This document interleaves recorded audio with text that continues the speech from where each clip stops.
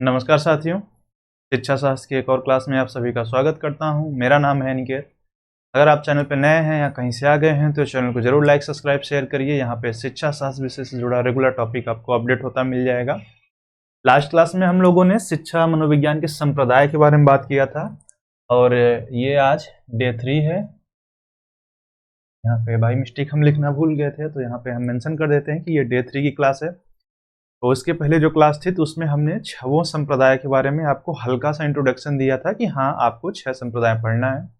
और मैंने ये भी बताया था कि उन सभी संप्रदाय में आपको मेजर क्या चीज़ें पढ़नी है। आप बस क्लास में मैं वही चीज़ें बताऊंगा, और अगर बाकी उसमें मैटर आपको डिटेल में चाहिए तो वो यूट्यूब के चैनल में टेलीग्राम का लिंक डिस्क्रिप्शन में है, वहाँ पे जाके आप ज्वाइन हो जाइए, या आप कमेंट बॉक्स में मेंशन कर दीजिएगा कि किसी पर्टिकुलर टॉपिक के लिए, तो वहाँ पे भी आपको वीडियो मिल जाएंगे।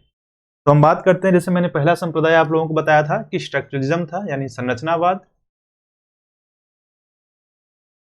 और इसके जो फाउंडर रहे हैं विलियम वुंट रहे हैं, और इसके साथ इनके सिग्नेचर भी थे।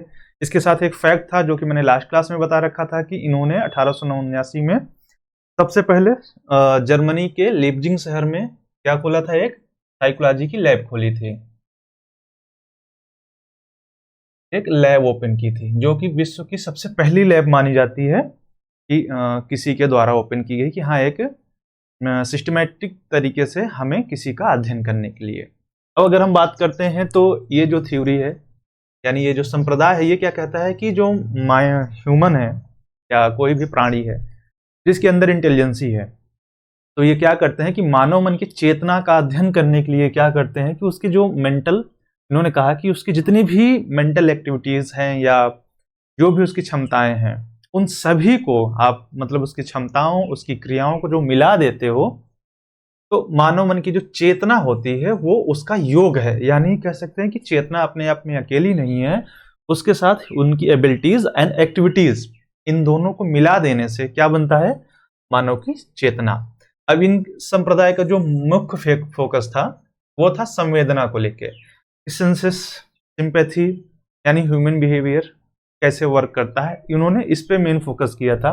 और जो इनका स्टडी मेथड था, यानी अगर हम किसी का अध्ययन करना चाहते हैं किसी पे, इन्होंने अंतर्दर्शन विधि का यूज किया था। अब अंतर्दर्शन विधि जो होती है वो क्या होती है, मुख्यतः कि आत्मनिरीक्षण करना।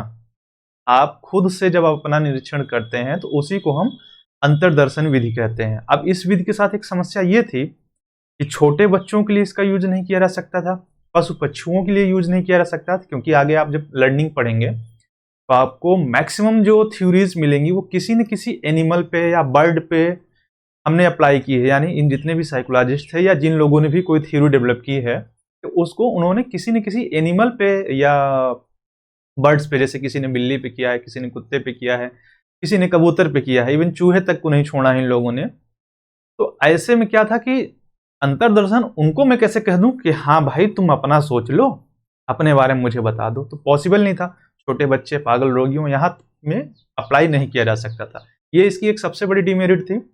दूसरा ये था कि इस चीज में क्या होता था कि इस चीज की सिक्योरिटी नहीं दी जा सकती थी कि जो इंसान अपना आत्मनिरीक्षण कर रहा है, आत्मदर्शन कर रहा है, वो आपको अपने बारे में सारी चीज सही बताए। बाकी ये विधि अच्छी थी क्योंकि आपको आपसे बेहतर कोई नहीं जानता है।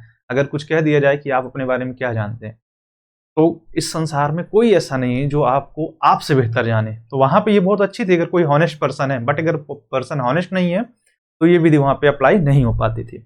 दूसरा संप्रदाय है हमारे पास फंक्शनलिज्म, यानी प्रकार्यवाद का। और जो इसके फाउंडर रहे थे, मैंने उस लास्ट क्लास में भी बताया था कि इन दोनों के नाम में कॉमन क्या है, विलियम। तो विलियम याद कर लीजिए। संरचनावाद में जब आएगा तो वहां पे आपको बस वुंट लगा देना है, प्रकार्यवाद पूछा तो वहां पे जेम्स लगा देना, तो एक नाम से दोनों का काम हो जाएगा। अब ये क्या था जो थ्योरी थी, ये डार्विन का विकासवाद, जो डार्विन की डेवलप थ्योरी थी। डार्विन क्या थे कि एक साइंस के विद्यार्थी थे प्रॉपर, और उन्होंने क्या ज्यादा फोकस किया था, जीव विज्ञान पे। उन्होंने जीव विज्ञान को पढ़ के अपनी जो थ्योरियां डेवलप की थी, डार्विन की डेवलपमेंट थ्योरी, तो उससे ये बहुत ज्यादा प्रभावित थे, और उसी की थ्योरी को अपना के इन्होंने ह्यूमन यानी मानव मन का अध्ययन किया कि अगर हमें मानव मन का अध्ययन करना है तो उनका मानना था कि हमें डार्विन का विकासवाद सिद्धांत अपनाना चाहिए। और इसीलिए जो इनका केंद्र बिंदु था, अगर हम कहें मुख्य प्रकरण था, तो वो मानसिक प्रक्रियाएं यानी जो मेंटल प्रोसेस होती हैं किसी भी प्राणी के, यहाँ पे ह्यूमन तक नहीं था, एनिमल्स पे भी था। तो इनका कहने का मतलब था कि जो ह्यूमन प्रोसेस या एनिमल प्रोसेस, माइंड का उनका प्रोसेस होता है कि किसी चीज को, यानी कोई इन्वायरमेंट है, एक सीन क्रिएट हो जाता है, मान चलो ये, चलो हम ऐसे ही बना लेते हैं डायग्राम। एक पर्सन है सामने, यहाँ पे शेर है, ठीक, ये समझ लो शेर है। अब इस सिचुएशन को वो कैसे डील करेगा, कैसे बचेगा या कैसे अटैक करेगा, क्या करेगा, तो उसी चीज को समझाने के लिए उन्होंने कहा कि जो ह्यूमन प्रोसेस है, माइंड प्रोसेस है, वो कैसे वातावरण के खिलाफ या वातावरण के साथ उसको अडाप्ट करने में हेल्प करती है, उस चीज का अध्ययन करना था। अब जैसे ये एक सिचुएशन है, ये पूरा होल इन्वायरमेंट है। अब ये नॉर्मल पर्सन होगा तो शेर से बचेगा, पास भी नहीं जाएगा कि भैया नहीं देख रहा है, मैं तो साइड हो जाता हूं।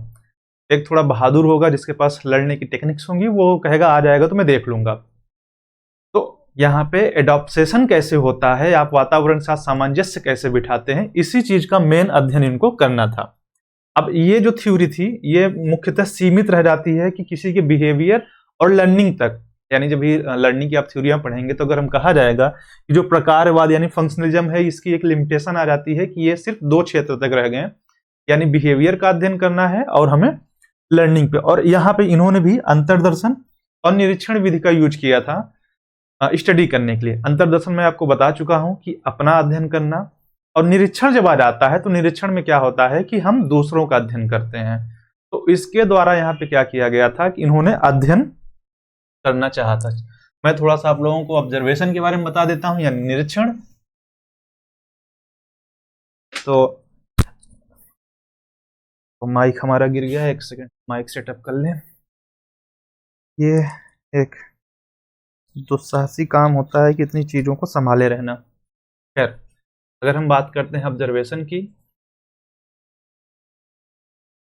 तो हम जब ऑब्जर्वेशन कहते हैं तो इसका जो हिंदी मीनिंग निकल के आता है वो होता है अवलोकन। अब अवलोकन का जो हम मतलब निकालते हैं कि किसी को देखना या उसकी एक्टिविटीज पे नजर रखना, साधारण भाषा में। अब हम यहाँ पे जब हम इसको यूज करते हैं तो अवलोकन भी दो तरीके से हो जाता है, एक हो जाता है इंटरनल और एक हो जाता है एक्सटर्नल। तो ये जो इंटरनल होता है इसी को हम अंतर्दर्शन कहते हैं या अंतः अवलोकन कह लेते हैं, और एक्सटर्नल इसी को हम बाह्य कहते हैं। तो यहाँ पे क्या था कि दोनों विधियों का यूज किया जा रहा था, जबकि संरचनावाद में सिर्फ हम इंटरनल यूज कर रहे थे। तो वहां पे उसकी सबसे बड़ी डिमेरिट थी कि छोटे बच्चे हो गए, एनिमल्स हो गए, बर्ड्स हो गए, या कोई मेंटल पेशेंट है, तो वहां पे हम यूज इसका नहीं कर सकते थे। लेकिन बाकी ये काफी अच्छी विधि है, क्योंकि इसके लिए आपको बहुत ज्यादा एक्सपर्ट होने की जरूरत नहीं होती, क्योंकि कई ऐसी विधियां हैं जहां पे एक्सपर्ट की हमें जरूरत पड़ती है, पर यहाँ पे ऐसा कॉन्सेप्ट नहीं था। आप भी बड़ी सुगमता से, भाई किसी तरह से आप लोग मैच देखते हैं या कोई गेम देख रहे हैं, तो आप ऑब्जर्व कर सकते हैं कि घटना को जो वहां पे घट रही है आपकी आंखों के सामने, तो वो बड़ी इजीली किया जा सकता था, इसलिए यहाँ पे ऑब्जर्वेशन का प्रयोग किया गया। नेक्स्ट क्लास में जो आगे के संप्रदाय हैं हम उनके बारे में बात करेंगे, और तब तक देखते रहिए, शेयर करते रहिए, सब्सक्राइब करते रहिए और जुड़े रहिए लगातार सांख्य क्लासेस के साथ।